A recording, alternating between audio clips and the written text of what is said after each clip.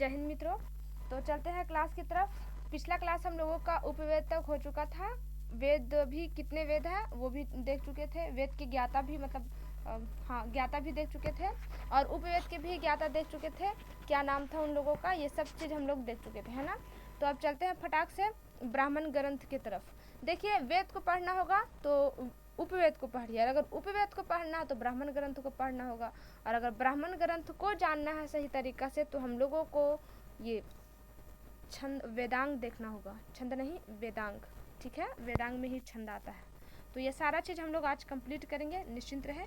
तो चलते हैं भाई ब्राह्मण ग्रंथ की तरफ। एक चीज़ और, बहुत वक्त हो चुका है आप सबसे मिले, बहुत टाइम से हम लोग नहीं मिले हैं, तो कोशिश करेंगे एक दिन व्हाट्सएप पे मिलने का, ठीक है। तो आप सब तैयार रहिएगा, और जो भी क्लास दिया जाता है आप सबको ना कर लीजिएगा, क्योंकि मेरा बहुत जल्द टेस्ट होगा आप सबके साथ, ठीक है। क्वेश्चन भेज दिया जाएगा और टेस्ट हम ले लेंगे आप सबसे, तैयार रहिएगा। तो चलते हैं भाई क्लास की तरफ। बहुत टाइम से आप सबसे क्लास में से भी हम लोग दूर रहे हैं। तो ब्राह्मण ग्रंथ में कौन कौन सा आ जाएगा, लेकिन उससे पहले मैं आप सबसे सवाल करना चाहूँगी। वेद में वेद त्रयी, यानी कि वेद त्रयी में कितने वेद आते हैं? 3 वेद आते हैं, सबको पता होगा, ज़्यादा वक्त नहीं लगाएंगे हम लोग। तो वेद त्रयी में 3 ग्रंथ आते हैं, ऋग्वेद, यजुर्वेद, सामवेद। कौन कौन सा? ऋग्वेद, यजुर्वेद, सामवेद। इन सब के ज्ञाता के नाम क्या है? होत्री, अथर्वयु, उद्गाता। यानी ऋग्वेद के जो ज्ञाता उसे क्या नाम है? होत्री। यजुर्वेद के ज्ञाता कौन है? अथर्वयु। सामवेद के उद्गाता, अथर्ववेद के ब्राह्मण। तो भैया ये सब हटाते हैं, ये सब बार बार अच्छा नहीं लगता ना। अब चलते हैं ब्राह्मण ग्रंथ की तरफ। तो देखिए, ब्राह्मण ग्रंथ अगर जानना होगा हम लोगों को तो ब्राह्मण ग्रंथ, देखिए ऋग्वेद का जो ब्राह्मण ग्रंथ है वो ऐत्रेय और कास्तकी, ऐत्रेय और कास्तकी याद रखिए। सिर्फ एक याद रखिए, ऋग्वेद एक, ऋग्वेद का 4 ठो है नहीं, एक ठो। तो उससे क्या याद रखेंगे? एक से ऐत्रेय और क से कस्तकी, ए से ऐत्रेय और क से कस्तकी। चलिए अब थोड़ा सा और आगे निकलते हैं फटाक से हम लोग। यजुर्वेद का ब्राह्मण ग्रंथ कौन कौन सा है? यजुर्वेद का ब्राह्मण ग्रंथ कौन कौन सा है? फटाक से हम लोग देख लेते हैं, किन्हीं को पता हो तो बता दीजिए। यजुर्वेद का ब्राह्मण ग्रंथ, यजुर्वेद का ब्राह्मण ग्रंथ तैत्रेय और शतपथ, शतपथ या तैत्रेय। सत हमने इसलिए लिखा है ताकि शतपथ होता है ना, तो सा से शतपथ और ता से तैत्रेय, सा से शतपथ और ता से तैत्रेय। ब्राह्मण ग्रंथ, यजुर्वेद का ब्राह्मण ग्रंथ सा से शतपथ और ता से तैत्रेय। तो क्लियर हुआ, यजुर्वेद का जो ब्राह्मण ग्रंथ है वो शतपथ और तैत्रेय, ठीक है। शतपथ और तैत्रेय, शॉर्ट याद रखिए, सत्य। अब आगे चलते हैं। सामवेद का जो ब्राह्मण ग्रंथ है वह कौन कौन सा है? सामवेद का क्या होगा? तो पंचविश। सामवेद का जो ब्राह्मण ग्रंथ है उसका क्या होगा? तो पंचविश। अब थोड़ा सा और आगे पहुंचते हैं हम लोग। ये अर्थर्वेद, अर्थर्वेद का ब्राह्मण ग्रंथ क्या कहलाएगा? अर्थर्वेद का ब्राह्मण ग्रंथ गोपथ। क्या? गोपथ। तो देखिए ये सारा चीज़ हम लोगों का कंप्लीट हो चुका। हम लोग इसे छोड़ते हैं और फटाक से आ जाते हैं हम लोग किसमें? वेदांग में, ठीक है। हम लोगों को फिर देखना भी तो है, पुराण ग्रंथ को भी तो देखना है ना। तो फटाफट इसे क्लियर करते हैं, आ जाते हैं हम लोग। लेकिन एक बार फिर से सुन लीजिए, ऋग्वेद का जो ब्राह्मण ग्रंथ है वो क्या है? एक, ए से ऐत्रेय और क से कौस्तकी। यजुर्वेद का ब्राह्मण ग्रंथ सत्य, सिर्फ सत्य। सा से क्या होता है आप सबको पता होगा, सा से शतपथ और ता से तैत्रेय। चलिए, सामवेद का जो ब्राह्मण ग्रंथ है उसे हम क्या बोलेंगे? सामवेद का ब्राह्मण ग्रंथ पंचविश। क्या बोलेंगे? पंचविश। और अर्थर्वेद का ब्राह्मण ग्रंथ गोपथ, अर्थर्वेद का ब्राह्मण ग्रंथ गोपथ। चलिए तो फटाक से चलते हैं वेदांग में, है ना। हम लोगों का खत्म हुआ, वेद खत्म हुआ, वेद का ज्ञाता, उपवेद खत्म हुआ, उपवेद का ज्ञाता, और अब ब्राह्मण ग्रंथ भी खत्म हो गया। अब चलते हैं वेदांग की ओर फटाक से। तो आ गए हम लोग कहाँ? वेदांग की तरफ। तो देखिए वेदांग की संख्या कितनी है? 6। वेदांग की संख्या कितनी है? 6। अब आप सबको एक चीज़ और बुझाता होगा कि भैया तनिक वेट करें थोड़ा सा, वेदांग की संख्या 6 है। अब ये वेदांग क्यों पढ़ना पड़ रहा है? किस लिए पढ़ना पड़ रहा आखिर वेदांग? तो देखिए, हम लोगों को जब इंग्लिश पढ़ते हैं तो ABCD जरूरत पड़ती है, उसके बाद ग्रामर बहुत अधिक। छोड़ो, ABCD तो बचपन में ही सीख लेते हैं, वो तो शुरू है, परंतु हमें कंप्लीट रूप से अगर इंग्लिश जानना हो तो ग्रामर अच्छे तरीके से पढ़ना होगा। ठीक उसी तरह अगर आपको वेद पढ़ना हो, उपवेद पढ़ना हो या फिर ब्राह्मण ग्रंथ तक पहुंचना हो तो आपको स्टार्ट करना होगा वेदांग तक। ठीक है, क्या? वेदांग तक। जैसे कखारा वर्णमाला हिंदी पढ़ने के लिए पढ़ना होता है ना हम लोगों को, ठीक उसी तरह अगर आपको वेद पढ़ना है, वेद जैसे बड़े ग्रंथ को, तो वेदांग को पढ़ना बहुत ज़रूरी है। वेदांग की संख्या कितनी है? 6। और वेदों की संख्या कितनी है? 4। उपवेद की संख्या 4, ब्राह्मण ग्रंथ की संख्या 4, बस ये वेदांग ही 6 हो गया। तो देख लेते हैं भाई कौन कौन सी है। तो देखिए, इसका ना एक ट्रिक है जो आप सबको भी पता ही होना चाहिए। ब्याजो नीसी कच। क्या है? ब्याजो नीसी कच। देख लेते हैं एक एक करके ब्याजो से क्या आता है। तो देखिए, ब्याजो नीसी कच से क्या होगा? व्याकरण। क्या होगा? व्याकरण। और जो से क्या होगा? ज्योतिष। ठीक है, जो से क्या होगा? ज्योतिष। नी से क्या होगा? निरुक्त। नी से क्या होगा? निरुक्त। फटाक से देखते हैं। नी से निरुक्त और शा से शिक्षा, सी से शिक्षा। अब देखते हैं कच। कच से का वाला जो पहला लेटर लीजिएगा तो क्या बनेगा? कल्प। कच अक्षर में का लीजिएगा तो कल्प, और छा से हमारा क्या होगा? छंद। क्या हो जाएगा? छंद। तो यहाँ तक क्लियर। ब्याजो नीसी कच। वेदों की संख्या, वेदांग, वेदों नहीं, वेदांग की संख्या कितनी है? 6। ब्याजो नीसी कच। व्याकरण, व्याजो से व्याकरण, जो से ज्योतिष, नीसी, नी से निरुक्त, शा से शिक्षा, कच, का से कल्प और छा से छंद। देखिए, व्याकरण, ज्योतिष, निरुक्त, शिक्षा, कच, कल्प, छंद। व्याकरण, ज्योतिष, निरुक्त, शिक्षा, कल्प, छंद। व्याकरण, ज्योतिष, निरुक्त, शिक्षा, कल्प, छंद। तो ये तो सबको याद रहना चाहिए। और देखिए, इससे ज़्यादा डीप तक हम लोग नहीं पढ़ेंगे। अब मत डरिएगा कि अब और क्या पढ़ना भाई, नहीं, अब कुछ नहीं, बस यहीं तक ठीक है। यहीं से कंपटीशन आपका निकल जाएगा, बस यहीं से ही क्वेश्चन, यहीं तक क्वेश्चन आ सकता है, इससे ज़्यादा और गहराई में नहीं जा सकता है। ठीक है, तो भैया इन सबको और अच्छे तरीक़े से देखना है हमें, तो देख लेते हैं फटाक से। देखिए, वेद का जो मुख, यानी कि किसी भी इंसान का मुख रहता है ना, ठीक उसी तरह वेदों की भी मुख है। ठीक है, तो वेदों की मुख किसे बोला जाएगा? व्याकरण को। यानी व्याकरण को पढ़ लिए, मुख को आप जान लिए, यानी मुंह को, फेस को जान लिए। ज्योतिष, तो ज्योतिष को हम लोग आँख कहते हैं। वेद की आँख किस ग्रंथ को बोला जाएगा? तो ज्योतिष को। वेद का जो हमारा कान होता है ना, वो किसे बोला जाएगा? निरुक्त को। ठीक है, और ये वेद का जो दिमाग कहलाता है वो कौन सी, किस वेदांग को बोलेंगे? तो शिक्षा को क्या बोलेंगे हम? वेदों का दिमाग। ठीक है, और जो वेदों में जो कर्म कांड वगैरह ये सब रहता है वो किस में मिल जाएगा? कल्प। कल्प पढ़िएगा तो कर्म कांड कैसे होता, नहीं होता, पूजा पाठ, ये सारा चीज़ हम लोगों को कल्प से सीखने के लिए मिल जाता है। अब एक चीज़ और बच गया है हमारा, छंद। छंद में आखिर क्या जानकारी रहती है? तो आप सबको पता होगा ना, अलंकार में हमारा तो बहुत अलंकार इधर उधर रहता है, मत पूछो। आप सब देखे ही होंगे, मौर्य में ऊपर दिया जाता है, किसी में नीचे दिलवा जाता है। प्रेम, कितना अजीब सा इधर उधर सब दिया जाता है ना। और गर्म, पता नहीं चलता नीचे दे या माँ मेरा दे। तो ये सब जो है ना, छंद वगैरह, वो कहाँ से मिल जाएगा हम लोगों को? छंद, यानी वेद जो उसका जो उच्चारण है। ठीक है, क्या? उच्चारण। वेदों में जो शब्दों में जो उच्चारण है वो कहाँ से हम लोगों को मिलेगा? छंद। छंद अगर अच्छा से पढ़ लिए तो वेदों में किस तरह से उच्चारण करना चाहिए, सारा चीज़ हम लोगों को मिल जाता है। तो भैया हम लोगों ने ब्राह्मण ग्रंथ भी कंप्लीट किए, वेद, वेद के ज्ञाता, उपवेद और उपवेद के ज्ञाता, और ब्राह्मण ग्रंथ और वेदांग भी कंप्लीट हो चुका, खत्म। लेकिन थोड़ा सा हमें आप सबको कुछ और बताना है। ज्योतिष के बारे में कुछ बताना था, तो थोड़ा सा वेट करें, सब मिल जा रहे। ज्योतिष को हम लोग आँख कहते ना। एक चीज़ और, ज्योतिष के बारे में, ज्योतिष तो वेदों का आँख कहलाएगा। वेद का आँख किस वेदांग को बोलेंगे? तो ज्योतिष को। ठीक है, लेकिन देखिए महाभास पुस्तक जो है ना, महाभास पुस्तक, उसमें ज्योतिष की चर्चा मिलती है। महाभास पुस्तक में किसकी चर्चा मिलती है? ज्योतिष की चर्चा मिलती है। और अष्टाध्यायी ने पाणिनि पुस्तक लिखा है। अष्टाध्यायी ने क्या लिखा? पाणिनि पुस्तक। और उस पाणिनि पुस्तक में व्याकरण की चर्चा मिलती है। ठीक है, तो थोड़ी थोड़ी बातें थी, छुट्टी बढ़ी वो हमने बता दिया। ठीक, तो थोड़ा सा और, अष्टाध्यायी ने पाणिनि पुस्तक लिखा और उस पाणिनि पुस्तक में व्याकरण की चर्चा मिलती है। ठीक है, तो क्लियर? चलिए क्लियर, खत्म करते हैं। अब क्वेश्चन मैं पूछती हूँ आप सबसे। ठीक है, जवाब दीजिएगा। जिन्हें भी पता होगा वो फटाफट कमेंट बॉक्स में लिख करके मैं बता दीजिएगा, या फिर व्हाट्सएप भी है, व्हाट्सएप में भी आप सब लिख सकते हो। ठीक, कोई बात नहीं। तो चलते हैं भाई, पहले बता दीजिए वेदों की संख्या कितनी है?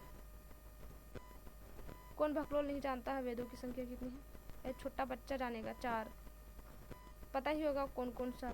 ऋग्वेद, सामवेद, यजुर्वेद, अथर्ववेद। याद है ना सबको? बिल्कुल सही, याद है। अच्छा, इसके ज्ञाता? ऋग्वेद के ज्ञाता होत्री, सामवेद के ज्ञाता उद्गाता, और यजुर्वेद के ज्ञाता पता आप सबको? तो बताइए फटाक से। यजुर्वेद के ज्ञाता, यजुर्वेद के ज्ञाता कौन है? तो अथर्वयु। यजुर्वेद के ज्ञाता अथर्वयु और सामवेद के ज्ञाता उद्गाता। ठीक है, सबको पता है। और लास्ट में फिर आया अथर्ववेद। क्या आया? अथर्ववेद। और अथर्ववेद की ज्ञाता ब्राह्मण। अब इन सब वेदों का उपवेद कौन कौन सा है? तो मैं क्वेश्चन करूंगी, आप सबको जवाब देना होगा। ठीक है, ऋग्वेद के उपवेद, ऋग्वेद का उपवेद नाम क्या है उसका? बता सकते हैं आप सब? आयुर्वेद। क्या? आयुर्वेद। और आयुर्वेद के ज्ञाता पता है? प्रजापति। नाम क्या है उसका? प्रजापति। अब चलते हैं यजुर्वेद के उपवेद। यजुर्वेद का उपवेद क्या कहलाएगा? मेरा यहाँ पे है नहीं, यहाँ पे कुछ और लाए हैं हम, इसलिए ताकि आप सब देख के ना बोल सको। ठीक है, तो यजुर्वेद का उपवेद क्या कहलाएगा? यजुर्वेद का उपवेद पता है ना? यजुर्वेद में युद्धों की चर्चा मिलती है। सिर्फ युद्ध करो, मार काट कैसे कैसे करना, ये सारा चीज। तो यजुर्वेद में युद्ध की चर्चा, और युद्ध में किस चीज की जरूरत पड़ती है? धनुष की। किस चीज की जरूरत पड़ती है? तो धनुष की। ठीक है, तो इसीलिए यजुर्वेद का जो उपवेद आएगा वो कौन सा आएगा? धनुर्वेद। ठीक है, धनुर्वेद के ज्ञाता, धनुर्वेद के ज्ञाता, धनुर्वेद के ज्ञाता विश्वामित्र। चलिए अब अगला क्वेश्चन, सामवेद का उपवेद। सामवेद का उपवेद क्या नाम है? कहलाएगा नहीं, नाम क्या है? गंधर्व वेद। और गंधर्व वेद का ज्ञाता नारद, नारद मुनि, नारायण नारायण नहीं करते रहते हैं वो। अब अथर्ववेद सबसे लास्ट में आया था, अथर्ववेद। तो अथर्ववेद का ज्ञाता ब्रह्मा। अथर्ववेद का ज्ञाता ब्रह्मा। और अथर्ववेद का उपवेद क्या कहलाएगा हमारा? शिल्प वेद। और शिल्प वेद का ज्ञाता विश्वकर्मा। क्या कहलाएगा? विश्वकर्मा। तो ये हमारा क्वेश्चन कंप्लीट। वेदांगों की संख्या, वेदांग की संख्या 6। ट्रिक, व्याज, निशी, कच्छ, व्याकरण, ज्योतिष, निरुक्त, शिक्षा, कल्प, छंद। ठीक है, मुंह, आंख, कान, दिमाग, कर्म, कंड, और जो वेद में जो उच्चारण होता है वो छंद से हम लोग सीख लेते हैं। कंप्लीट, ज़्यादा वक्त ज़ाया नहीं करते हैं हम लोग, है ना। अब चलते हैं पुराण की तरफ। पुराणों की संख्या कितनी है? 18। पुराणों की संख्या कितनी है? 18। वेदों की संख्या 4 और उपवेद की संख्या भी 4, वेदांग की संख्या 6 और ब्राह्मण ग्रंथ की संख्या 4। ठीक है, 4 उपवेद, 4 वेद, 4 ब्राह्मण ग्रंथ, 4 और वेदांग 6 और पुराण 18। पुराण, अब ये पुराण मतलब पुराण, देखिए पुराण जो है ना, इसे ना पांचवा वेद भी कह सकते हैं। कौन सा वेद? पांचवा वेद भी, या फिर वेदों का वेद भी कहा जाता है। ठीक है, कहते हैं। ठीक है, इसे पांचवा वेद या वेदों का वेद भी कहते हैं। इसमें ना प्राचीन राजवंशों की जानकारी मिलती है। किस चीज की? प्राचीन राजवंश, यानी पुराने पुराने राजवंश हमारे भारत में जो थे उन सब की चर्चा हम लोगों को मिलती है। ठीक है, जैसे मौर्य हो गए, अशोक हो गए, सातवाहन हो गए, गुप्त हो गए, इन सब की चर्चा हमें कहाँ मिलती है? तो पुराण में मिलती है। पुराण की संख्या कितनी है? तो 18। कितनी है? 18। लेकिन क्या हम लोगों को 18 जानना होगा? नहीं भाई नहीं, चिंता ना करें, आ जाते हैं हम लोग फटाफट। एक चीज और बताना था, ये जो पुराण था जिसे वेदों का वेद बोला गया, 5वां वेद बोला गया, इसे ना शूद्र और स्त्री को पढ़ने की इजाजत नहीं थी, परमिशन नहीं थी, स्त्री और शूद्र। यही तो प्रॉब्लम ही हुआ हमारे भारत में, यही तो दिक्कत हुआ, शूद्र और स्त्रियों को हमेशा पीछे रखा गया, हमेशा महिलाओं को और शूद्र जो नीचे तबके वाले जाते थे उनको हमेशा पीछा रखा गया, नीचे हो नीचे हो। आप देखिएगा अच्छे से डीपली तरीका से आप पढ़िएगा ना तो पता चलेगा कि राजा महाराजा जिस मंदिर में पूजा करते थे उस मंदिर में शूद्र जाति जा नहीं सकते, सीढ़ी पर तो चढ़ ही नहीं सकते, आप बाहर ही रहिए, आपको दिया जाएगा यहीं पे दान दक्षिणा, आप अंदर मत जाइए क्योंकि ये राजा का मंदिर है। ये क्या मतलब हुआ? भगवान तो सभी के है ना, ईश्वर तो सबके हैं, जरूरी थोड़ी ना है कि हम मंदिर में जाएंगे तभी वो हमारे हैं, भाई दिल में भी हम यहीं से पूजा कर लेंगे। लेकिन ये कौन सी बात हुई कि महाराज का मंदिर है, महाराज का ईश्वर है? ये हुआ है हमारे भारत में, हकीकत है ये, और ये सबसे बड़ी कमजोरी है। हम लोग एकता होकर के भी ना अनेकता में विभक्त हैं, ये हकीकत है। आप देखिएगा गौर से, जाति और धर्म में नहीं, सिर्फ ऊंच और नीच में, अमीर और गरीब में। देखिएगा कि एक ही शहर में देखिए कि एक ठो बड़का वो बिल्डिंग खड़ा है और उसी के बगल पीछे वाले में साइड में देखिएगा तो झोपड़ी कर करके कुनू है। एक का बच्चा पूरा वीआईपी जा रहा है पढ़ने के लिए अमेरिका, तो एक के बच्चे ने तो सरकारी स्कूल तक नसीब नहीं होता। बड़ा आडंबर है, बहुत अजीब है। और एक चीज और, स्त्रियों को बहुत बहुत बहुत पीछे छोड़ा गया, ये हकीकत बात है। और अभी मौका मिल रहा है पढ़ने का, तो ना हम लोग काहे को पढ़ेंगे भाई? क्यों? क्योंकि हम लोग को तो आदत है पीछे रहने का, गाली सुनने का, लात खाने का, है ना, एकदम आदत हो गया। निकालो इस आदत को और पढ़िए मन लगा करके। मैं बार बार लड़कियों से कहती हूँ ना कि आपका कोई अपना नहीं है, ये हकीकत है, ना ही आपके कोई अपने हैं और ना ही आपका कोई अपना घर है। आपको अपने लोग अपने पास चाहिए तो आपको कामयाबी जरूरी है। आपको अपना घर चाहिए तो उसे खुद बनाना होगा, वो पैसे से नहीं, आपको अपना इज्जत बना करके, आपको अपना रुतबा बढ़ा करके, आपको अपनी मंजिल को पा करके, समझे? लड़की को जॉब ना होना चलेगा, वो खट के कमा लेंगे हमेशा बोला जाता है, लेकिन लड़कियों को कहा जाता है ना कि भाई ठीक है ये कहीं कमा उमा लेगा लेकिन बेटी को कहाँ छोड़ दे।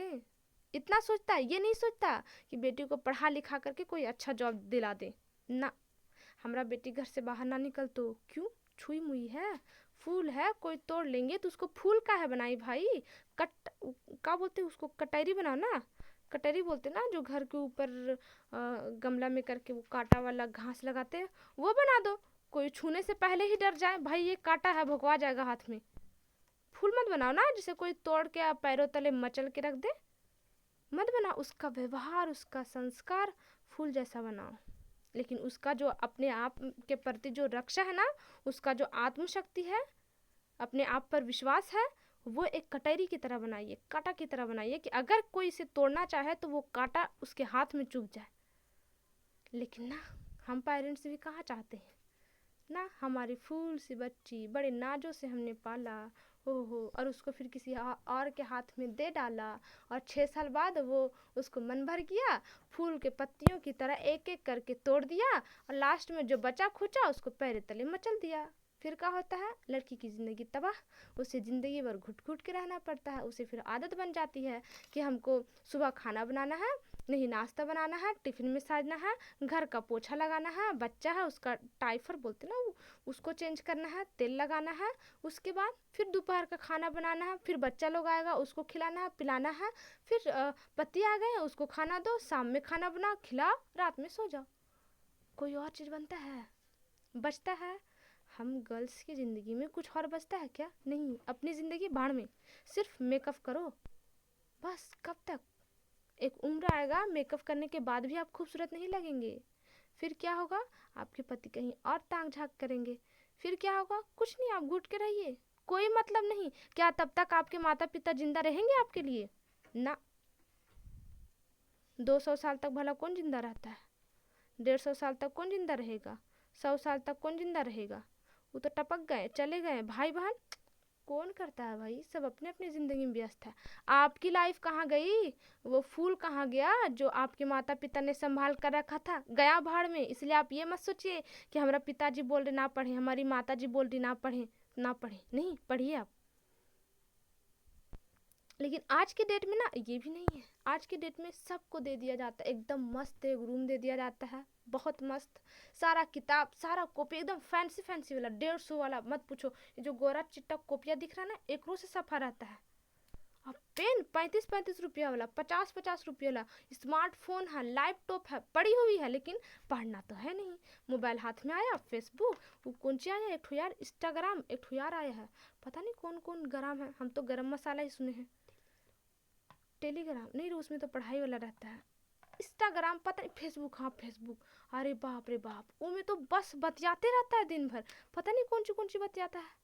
इन सब में वक्त जाया ना कीजिए, आपका वक्त बहुत कीमती है। आपको वक्त अभी देखिए, कई पेरेंट्स नहीं, हमें लगता है हर पेरेंट्स ये मौका दे रही है लड़कियों को पढ़ने का, लेकिन हम लड़कियां तो हैं ही लड़कियां। खून हमारा जो जीन में है ना, इतना ना सताया गया महिलाओं को, और इतना पीछे रखा गया है कि महिलाओं के जीन में ही घुस गया कि ना हमको गुलामी बनना है, और इसीलिए बस मेकअप करो और थोपो और झमका के चलो। जिंदगी में कोई साथ नहीं देने वाला, इसलिए आप पढ़िए मन लगा करके, ठीक है। वैसे हमारा पुराण, हम लोग कहाँ थे पुराण में, इसी से हम लोग इधर उधर आ गए थे ना। पुराणों की संख्या कितनी है? 18। और इसे पढ़ने के लिए क्या महिलाओं को इजाज़त थी? नहीं। स्त्रियों को अशूद्र की पढ़ने की अनुमति नहीं थी, बिल्कुल भी नहीं थी। इस पुराण में हमें राजवंशों, प्राचीन राजवंशों की जानकारी मिलती है। तो फटाक से देख लेते हैं। देखिए विष्णु, अब ये क्या है भाई? विष्णु, फटाक से हम लोग देखते हैं क्या है विष्णु पुराण। पुराणों की संख्या 18 है, सबको जानना है नहीं। तो विष्णु पुराण में किसकी जानकारी मिलती है? मौर्य राजवंश की जानकारी मिलती है। वो जो चंद्रगुप्त मौर्य सब नहीं थे, उनके बारे में जानकारी मिलेगी। चिंता ना करें, ये अभी याद नहीं हो रहा है ना, थोड़ा सा होगा दिक्कत, लेकिन जिस वक्त जब हम लोग एक वंश खत्म हुआ, फिर उसके बाद कौन सा वंश आएगा, उसके बाद फिर कौन सा वंश आएगा, ये सब चीज़ें पढ़ लीजिएगा तो दिमाग में क्लियर हो जाएगा, ठीक है। तो विष्णु पुराण में किसकी चर्चा मिलती है? मौर्य राजवंश की चर्चा मिलती है। किसमें मौर्य वंश की चर्चा मिलती है? विष्णु पुराण में। अब एक और, तनिक रुकिए, कलर चेंज करने दीजिए। मत्स्य पुराण। मत्स्य पुराण में किस चीज़ की जानकारी मिलती है? मछली की? नहीं नहीं नहीं, ऐसी बात नहीं है। मत्स्य पुराण में हमें सातवाहन राजवंश की जानकारी मिलती है। मत्स्य पुराण में किसकी जानकारी मिलती है? सातवाहन वंश की जानकारी मिलती है। वायु पुराण। वायु पुराण में किस चीज़ की जानकारी मिलती है हमें? वायु पुराण में हमें किस चीज़ की जानकारी मिलती है? गुप्त वंश की जानकारी मिलती है। क्या? गुप्त वंश की जानकारी हमें मिलती है। वायु पुराण में हमें किस चीज़ की जानकारी मिलती है? तो एक मिनट, गुप्त वंश की। किसकी? गुप्त वंश की। वायु पुराण में लिखा गया है कि समुद्र गुप्त का जो घोड़ा था ना, वो 3 समुद्र का पानी पीता था। अब यहाँ पे कंफ्यूज, क्या 3 समुद्र का? तो देखिए, वर्ल्ड मैप जिसने क्लास किया है उसे पता ही होगा, महासागर है ना। और हम लोग जैसे ही गुप्त वंश में आते हैं, समुद्र गुप्त की जब चर्चा की जाएगी तो उस वक्त एकदम क्या बोलते हैं, मैप और फोटोज दिखा करके हम यह पूरे क्लियर कर देंगे 3 समुद्र का पानी कैसे पीता था, ठीक है। अभी बस आप जान लीजिए कि वायु पुराण में गुप्त वंश की जानकारी मिलती है, और उसमें चर्चा किया गया कि समुद्र गुप्त का जो घोड़ा होता था वो 3 समुद्र का पानी पीता था। इतना दूर तक उसका साम्राज्य फैला हुआ था। तो आज की क्लास आशा करती हूँ आप सबको समझ में आया होगा। मिलते हैं फिर अगले क्लास में, तब तक के लिए जय हिंद दोस्तों।